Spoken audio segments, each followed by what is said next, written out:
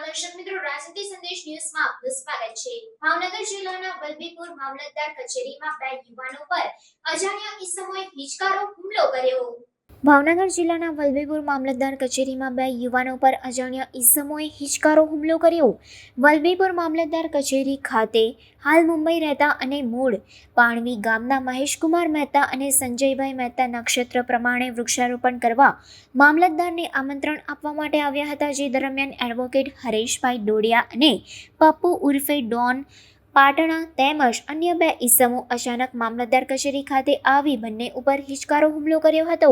આ બાબતે મામલતદારને પૂછતા તેઓએ રથયાત્રા નિમિત્તે મામલતદાર કચેરીએ ઉપસ્થિત હતા, તે દરમિયાન આ બંને બિઝનેસમેન જમીન બાબતે મળવા આવ્યા હતા, જે દરમિયાન બંને ઈસમો અંદર ધસી આવ્યા હતા અને ઝઘડો કર્યો હતો તેમજ પ્લાસ્ટિકની ખુરશી ઉપાડી તેના વડે બંને વ્યક્તિને માર મારતા નાકના ભાગે ગંભીર ઈજાઓ પહોંચી હતી, જે બાબતે પોલીસ મથકે જાણ થતાં તાત્કાલિક પીએસઆઈ પીડી ઝાલા સહિત પોલીસ સ્ટાફ ઘટના સ્થળે પહોંચ્યો હતો। પોલીસે બે આરોપી હરેશ ડોડિયા અને પપ્પુ ડોન પાટણાની ઘટના સ્થળેથી અટકાયત કરી હતી, જે બાબતે વલભીપુર પોલીસ મથકે ગુનો દાખલ કરવામાં આવતા પોલીસે વધુ તપાસ હાથ ધરી છે।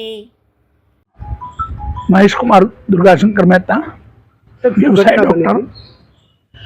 घटनाનો પ્રસંગ એવો છે કે મારી એક જમીનનું પ્રકરણ મરણપરનું ચાલે છે મારા વાઈફના નામનું, એનો હાઈકોર્ટનો એક ઓર્ડર હતો, હું એક્સપ્લેન કરવા અહીંથી પસાર થયો એટલે મામલતદાર ઓફિસે ગયો, મામલતદારને વાત કરી એટલે મામલતદારે એમ કીધું કે ભાઈ આના માટે તમારે અપીલ કરવી પડશે, આ વસ્તુ તમે મને નહીં પણ પ્રાંતને કહો। હજુ એ વાત ચાલે છે, બીજા વિષય ઉપર અમે આવીએ ન આવી ત્યાં તો અચાનક 4-5 જણા આવ્યા શૂટિંગ કરવા, એટલે મને એવું એકવાર થયું કે મામલતદાર ઉપર કોઈ એટેક કરે છે કાં તો એસીબીની કંઈક છે એમ, અને રવિવાર છે આવું બધું અમે હજી સમજીએ ન સમજીએ ત્યાં એ લોકોએ ધમાલ ચાલુ કરી દીધી। ગઢદા પાટુ, હરેશ ડોડિયા, પપ્પુ ડોન અને એક કોઈ બીજો માણસ હાર્દિક કરીને અને બીજા બે અજાણ્યા શખ્સો એની જોડે આવેલા હતા। એ મામલતદાર ઓફિસની ખુરશીઓ તોડી નાખી, ઢોર મારવા માંડ્યા, એકના હાથમાં પાઇપ, એકના હાથમાં છરી, મારા ભત્રીજાના હાથે જમણા હાથે છરી મારી, એની એક વેઇન ફાટી ગઈ છે, મને પણ માર માર્યો। ખુલ્લે આમ દાદાગીરી એક એક્ઝિક્યુટિવ મેજિસ્ટ્રેટની ઓફિસમાં, એના કમ્પાઉન્ડમાં, એના હોલમાં અને સરકારી પ્રોપર્ટીની નુકસાન કર્યું, તોડફોડ કરી।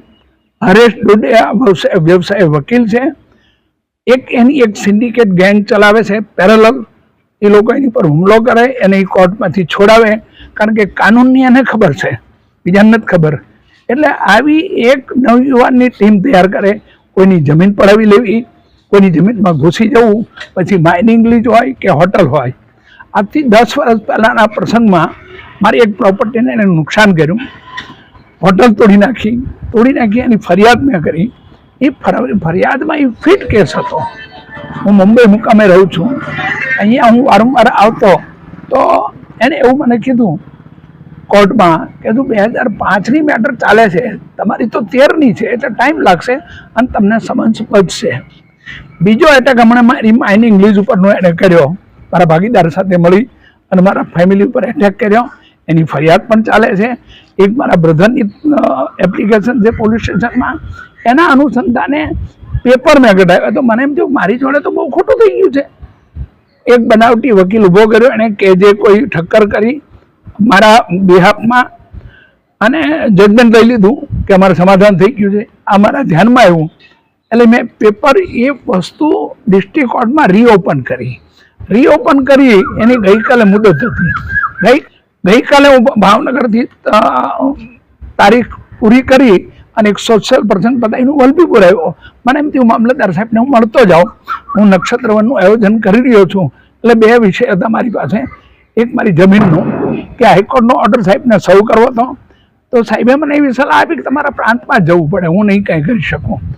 હજી આટલી વાત થઈ ત્યાં એની ટોળકી આવી અને એણે એમ કીધું કાલે તને કોર્ટમાં જ મારવાનો હતો પણ તું બચી ગયો છો, તું ભાવનગર આવ્યો કેમ, અને ડિસ્ટ્રિક્ટ કોર્ટ મારું કાંઈ નહીં ઉખાડી લે એમ કરીને એને ગન કાઢીને મને એને બતાવી।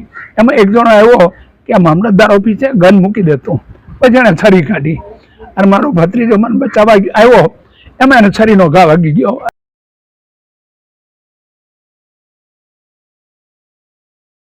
ગન કાઢીને મને એને બતાવી.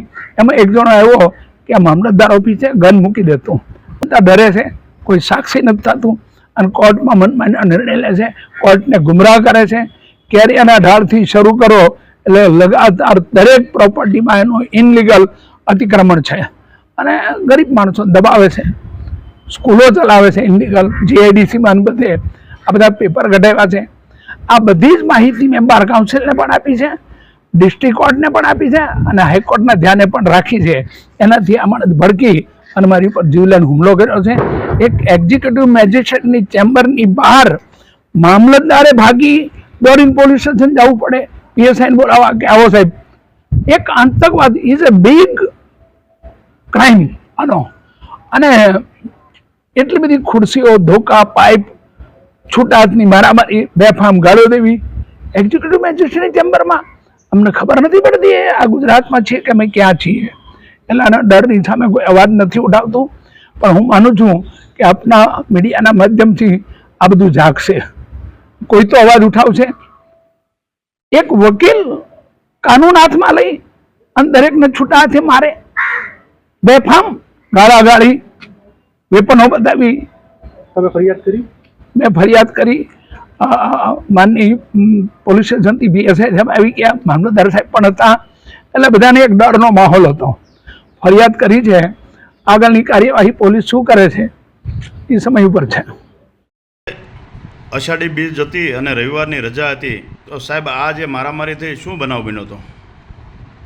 અષાઢી બીજ હતી તો અમે અમારી ઓફિસમાં હાજર હતા, બરાબર. અત્યારે બીજના કારણે અમે હાજર હતા. એ દરમિયાન અરજદાર આવેલા. અરજદાર આવીને કે સાહેબ અમારી નોંધ ના મંજૂર થઈ છે, ખરેખર હાઈકોર્ટનું આ રીતનું એમ જજમેન્ટ છે. તો એની અંદર એવું હતું કે ભાઈ અમારા જે અધિકારી જે નિર્ણય લીધો એની સામે તમારે કંઈ વાંધો હોય તો અપીલ કરી શકો છો. બરોબર. ત્યાં સુધી બસ ઓલા જે બહારની કોઈ વ્યક્તિ એ અંદર આવીને ફોટો લઈ ગયા અને પછી આમને એમ કે ભાઈ તમારે જે બી અપીલ કરવાની થાય તો એ અપીલ કરી શકો છો નામંજૂર સામે, બીજો કોઈ નિર્ણય થઈ શકે નહીં. એ બહાર ગયા, બહાર પછી કોઈ ખ્યાલ નથી. સાહેબ આજે જાહેર રજા હતી તો પણ આપની કચેરી ચાલુ હતી, શું કહેશો? અષાઢી બીજ હતી તો હું મારી કચેરીમાં હાજર હતો. ઓકે, આપના કામગીરી અનુસંધાને કચેરી આજે ખુલ્લી હતી? હા. ઓકે, આ અરજદારોને તમે સાંભળ્યા, શું અરજદારોનું કહેવાનું હતું?